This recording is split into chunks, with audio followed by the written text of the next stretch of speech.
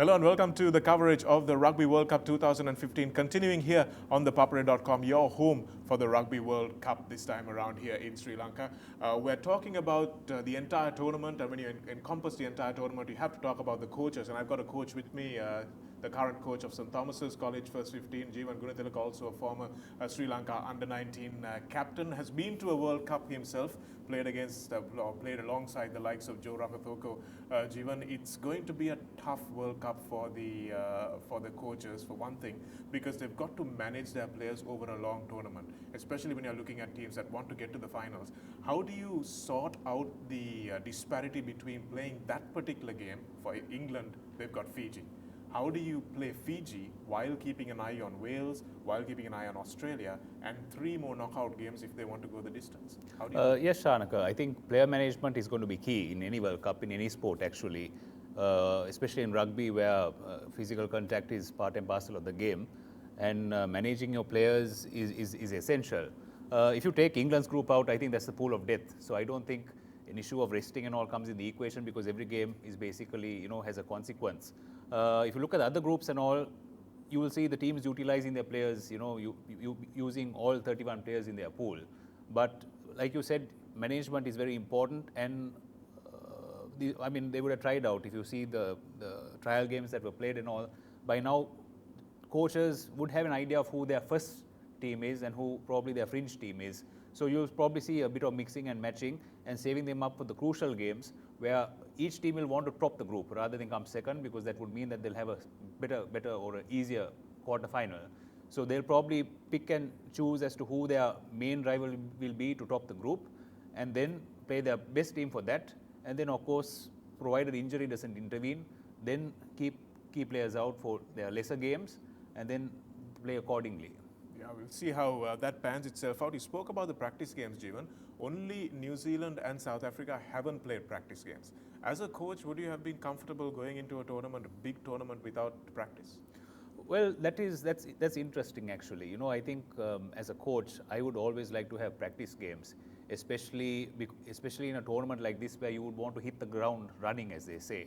So practice games is something that coaches look forward to, because by the time you play your first game, right, you have to be 100% on, right? You can't work. It's not a tournament where you can work yourself into. Having said that, if you look at the Springboks, especially in the previous editions, they are reluctant to play games before the World Cup. If you recall, when the Rugby Championship was played before the previous 2 World Cups, they sent B teams to play the second round. So this is part of their strategy. And of course, it also goes to show how the Springboks play their game. They're very confrontational, upfront, brutal. So I'm sure Coach Heineke Meyer has some system in it. And of course, they play a lot of rugby domestically. All Blacks, well, I would say they're probably the most nervous team in this tournament, because they're the best team in the world and everyone expects them to win. But as history shows, it doesn't always happen.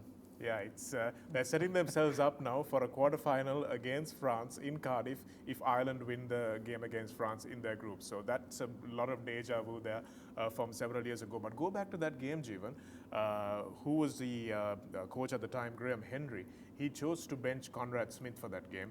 He chose to bring off Dan Carter in that game. He actually, I think, brought off Richie McCaw also, if I'm not mistaken. And these things all come back to haunt you. As a coach, do you sometimes think, oh, I should have done this differently, done that differently? Yeah, always. I mean, after any game, especially when you lose, there's always, a lot of, revisiting what you did and think, yeah, I could have done something better, I could have done something differently, maybe I should have played somebody who I kept on the bench, or, was my preparation in order?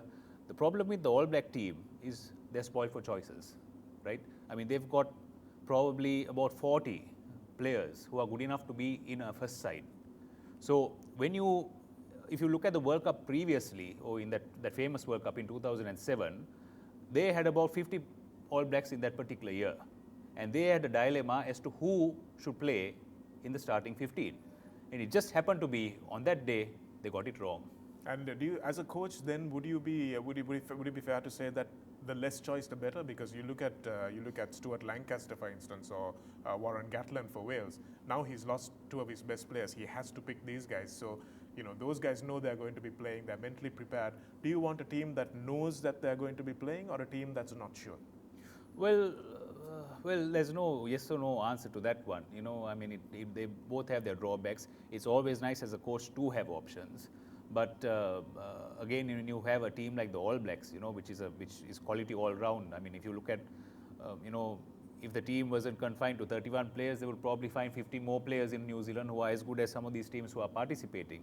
So, in the All Black sense, it is a dilemma, and Steve Hansen, you know, who, you know, even if he goes to a supermarket in New Zealand, probably, you know, cashier will tell him, you know, this should be your starting 15. You know, that's the culture they have over there. So I wouldn't want to be in his shoes. You know, if I were to be a coach in this tournament, I'd rather be Stuart Lancaster. Well, he's got no Rugby World Cup experience, though, Jivan. So is that a drawback for him? He's obviously under tremendous pressure because they're the hosts, but not having that experience. I don't think so, Shanaka, because Stuart Lancaster is a very different type of coach. I mean, from what I see, you know, he's less known. You know, he's not as known as, he's not a Graham Henry. He's not a Sir Clive Woodward. He's very quiet, but he looks a person who goes on his convictions. For example, inclusion of Sam Burgess, you know, which is something that he has his own unique way of going about it. And if you look at where England were when he took over after their dismal performance in 2011, you know, they've come a long way. He's obviously a coach who's very specific on technicalities, you know, and that shows how England play, and that's how England are going to win. I mean, if they do win the World Cup, it's not going to be, you know, it's not going to be the most exciting win you'd probably ever see. But they're very technical, and what they do extremely well. Execution is something that he places a lot of emphasis on, and so in that sense, I don't think, you know, it's going to be a big issue in that sense. You know, I think Stuart Lancaster is quite calm. I don't think he's a person who's going to be flustered by the fact that he's playing at home. I mean, Twickenham is a good venue for England. They seldom lose at Twickenham. So I think that won't be an issue at all. Well, it should be interesting because Chris Robshaw had actually said before the tournament that England can win this World Cup, but we'll get better for the next one. That's Chris Robshaw for you. So, my final question, Jivan, how important is the captain? Obviously, Robshaw was misquoted or something there, but how important is the influence of your captain? None of the World Cups have been won by a team with a weak captain. Yes, I mean, that's an interesting point. Chris Robshaw actually is an interesting point because where does he play? I mean, is he a number 7? Right? A lot of people call him a 6.5, if ever there is a number like that. He wasn't even in Warren Gatland's Lions tour, right? He wasn't even the first in the 35 players that toured. He is not a genuine open side flanker. He's not a 6. So a lot of people actually question his selection in this team, leave alone the captaincy. And there are a lot of other eminent forwards in their group, like you got Tom Wood there. So having said that, again, one of Stuart Lancaster's peculiarities, he seems to favour Robshaw. He seems to think that he's got what it takes.